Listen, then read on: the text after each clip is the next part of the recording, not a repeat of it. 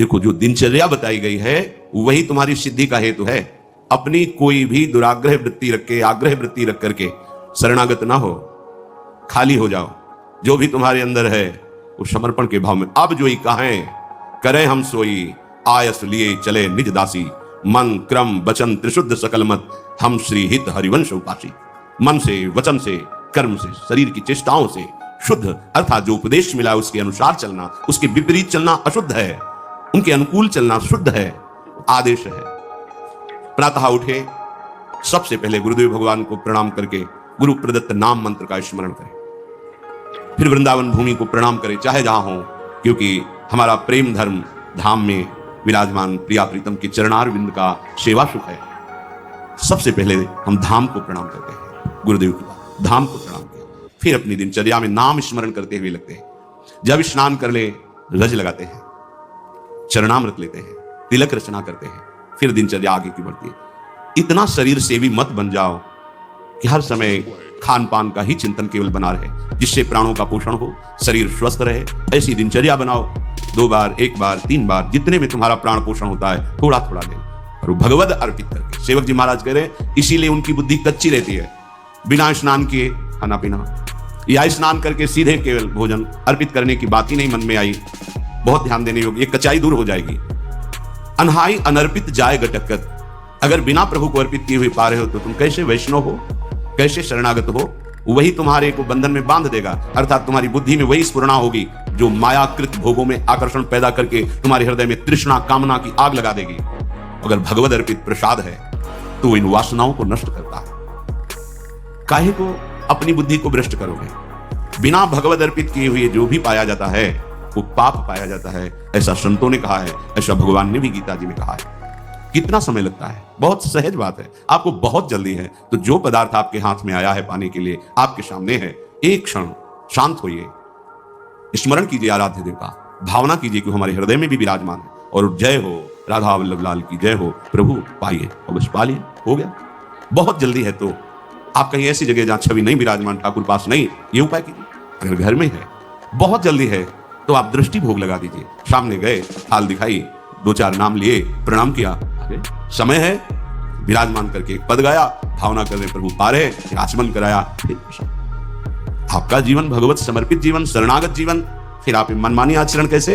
एक बूंद पानी भी अमनिया नहीं होना चाहिए अपनी जिह्वा में, प्रसादी ही पाना चाहिए। जल भी पाना है तो पहले लिया, राधा वल्लभ लाल की जय, अर्पित किया, फिर पिया। आस करें विषयीन के आगे, जो देखे में जोरत हाथ लटकत।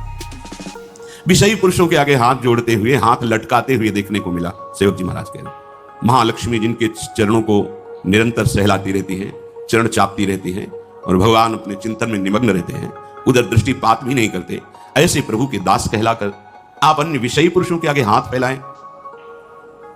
भक्त कभी ऐसा नहीं कर सकता, चाहे वो गृहस्थ हो चाहे विरक्त हो, वो भगवद आश्रित है। अगर ऐसा है तो भगवद आश्रय नहीं है, ऐसा नहीं है। जिसके हृदय में नाम चल रहा होता है वो परम धनी है। भुगतें देहि न जाचहि, पोषण भरन न चिंत कराएं। जो शरणागत जन है, जो भगवत प्रसाद से मिला, यथा लाभ संतोष सदा, काहू सो कछु न चाहोगो, आनंद लेते हैं, उसी में संतोष करते हैं। अगर जरूरत पड़ी तो उसमें से भी दूसरे को दे देते हैं, पर न जाचहि। ऐसे करना भक्तों का स्वभाव नहीं होता। ऐसे करने का मतलब है स्वामी को पहचाना नहीं। जिनकी तुम शरण में हुए उनको तुमने माना नहीं, ऐसी जरूरत ही नहीं पड़ती। भक्तन पाछे यूं फिरे जो बछड़ा संगाए, चाहे वो गृहस्थ भक्त हो चाहे विरक्त भक्त हो। आस करें विषयीन के आगे, ऐसे करके मांगना, ये ना शरणागति का लक्षण है, ना ये किसी उपासना का भाव, ये केवल वासना है, वासना। ऐसे जिस स्वामी ने पलक झपकते अनंत ब्रह्मांडों की रचना कर दी, किसी के सहयोग की जरूरत नहीं पड़ी, उन स्वामी का सेवक हो।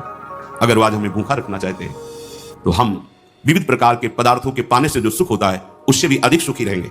आज हमारे स्वामी की इच्छा है, आज हम भूखे रहे, हमें नहीं चाहिए 56 भोग। अगर हमारे स्वामी की इच्छा है नमक रोटी, वो हमारे लिए अमृत है। विश्वास करो, राजी होना सीखो अपने प्रभु के विधान में, जीवन मंगलमय हो जाएगा। ये आवश्यकताएं, ये चाह, ये वासनाएं इतनी मत बढ़ा लो कि तुम प्रभु को भूल जाओ और संसार की इस भूल भलैया में भटक पड़ो। ये भटकन मिटाने के लिए मनुष्य जीवन मिला है। केतिक आयु केतिक सो जीवन, काहे विनाशत काज हटकत। अरे भाई, कितनी आयु है तुम्हारी? शरीर तो छूटेगा ना। कितना जीवन है तुम्हारा? इसे तुम कलंक लगा रहे हो शरणागति में, दूसरे के आगे हाथ जोड़कर मांग करके, अन्य भरोसा करके, अन्य आश्रय रख करके। कितना जीवन है तुम्हारा? और एक सिद्धांत बता दे, यदि आपने चालबाजी से, कपट से जीना सीखा है तो पूरे जीवन इसी से जी पाओगे, दूसरा रास्ता नहीं रहेगा।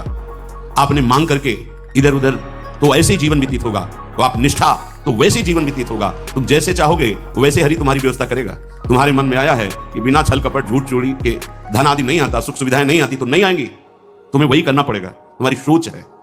अगर भरोसे पे हो गए जैसे हरि, तो आप दुख सुख के प्रभाव से रहित होकर आएंगे, दुख सुख उसके प्रभाव से रहित होकर परमानंद में निमग्न हो जाएंगे। इसलिए विचार करो, केतिक आयु, केतिक जीवन, और ये जीवन मिला है भगवत प्राप्ति के लिए, तो काहे विनाशक कार्य हटकत, जो आपका प्रधान कार्य है भगवत आश्रय, भगवत प्रेम, क्यों उसका विनाश कर रहे हो? उस आश्रय का नाश क्यों कर रहे हो किसी व्यक्ति के आगे हाथ जोड़कर वासनाओं की पूर्ति के लिए? नहीं, भगवत भाव से तो सबको प्रणाम है, लेकिन आस रखकर, आस करें विषयीन के आगे। अगर आस है, ये नहीं, ये जीवन में कभी नहीं होना चाहिए, चाहे गृहस्थ हो चाहे विरक्त हो। भगवत आश्रय बिल्कुल, ये कच्चाई अगर नहीं छोड़ोगे तो आपको भगवदानंद का अनुभव नहीं होगा। और लगेगा कि कहते भी कि 20 साल से मंत्र जप रहे, 20 साल से शरणागत है, चलनी में गैयादू है और दोष दयु को दे।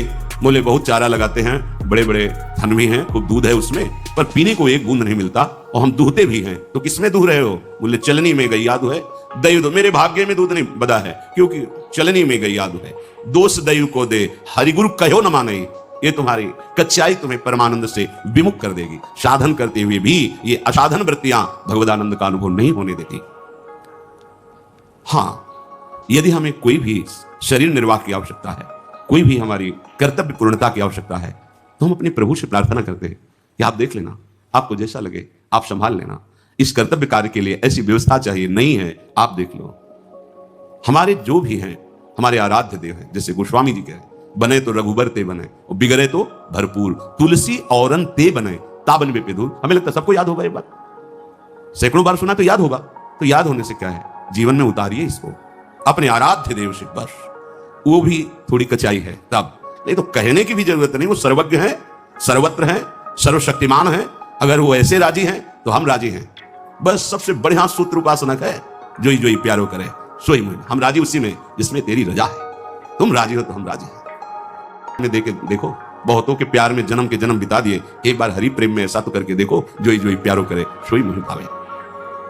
साकत संग अगिन लपट, लपट जरत क्यों संगति की जय।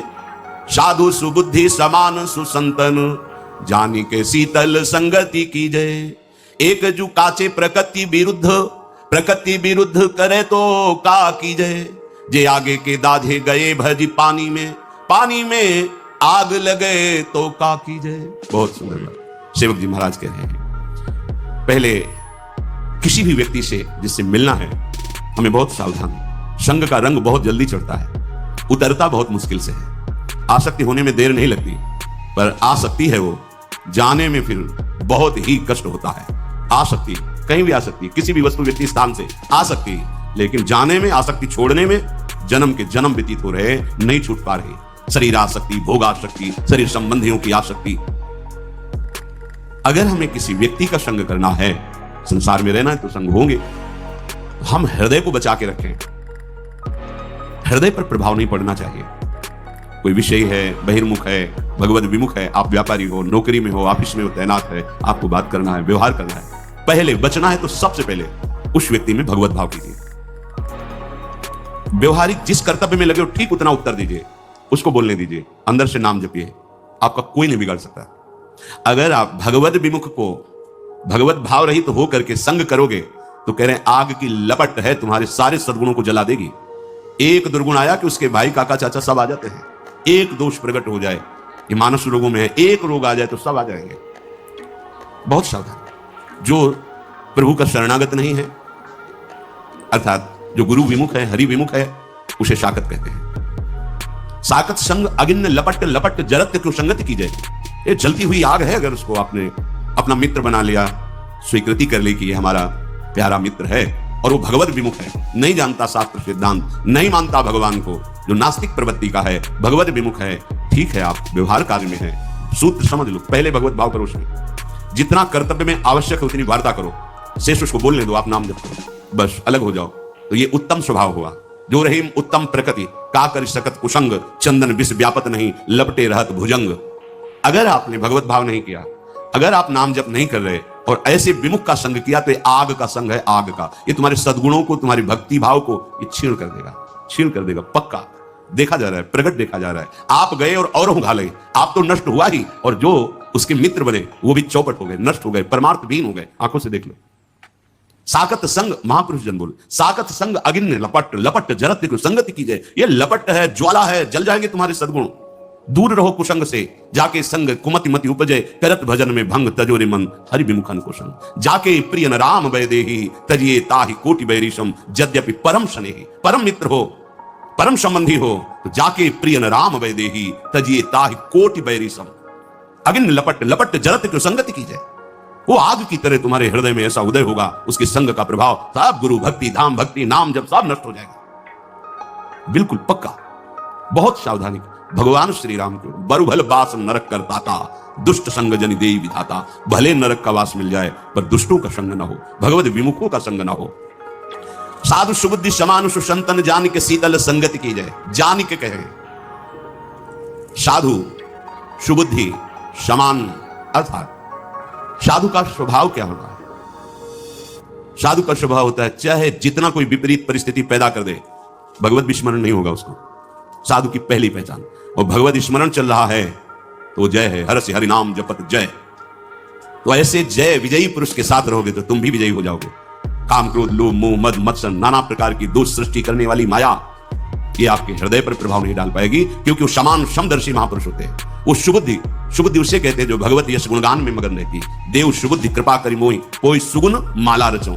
जो भगवान के सुंदर गुण लीलाएं हैं वही हमारी वाणी में चलती रहे, ऐसी हमारे हृदय में सुबुद्धि प्रकाश। देहु कृपा करी बुद्धि प्रकाश, जस बरनो हरिवंश बिलास। तो जो भगवत गुणगान, भगवत सिद्धांत, भगवत नाम, इसी में रमण करते हैं वो साधु हैं। जो समान चित्त है वो साधु है। इनकी संगति शीतल है, परम शीतल।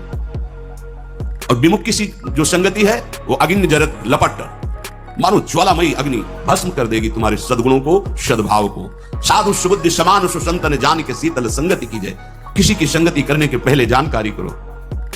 ये भगवत शरणागत है, इसकी वाणी शास्त्र सम्मत है, इसके आचरण जो आचार्य परंपरा गुरु परंपरा से है वो सेवित है, फिर संगति करो। पर यहां तो बस हम ऐसी जगह पहुंच जाए जहां हमें कोई ऐसा कुछ कर दे कि हम सुखी हो जाए, ऐसा वो हो जाओगे, वो साधु संगत से हो जाओगे। जब नाम जप करोगे, अंतःकरण पवित्र होगा तो अपने अविनाशी स्वरूप को आप जान जाओगे, अजर अमर हो जाओगे।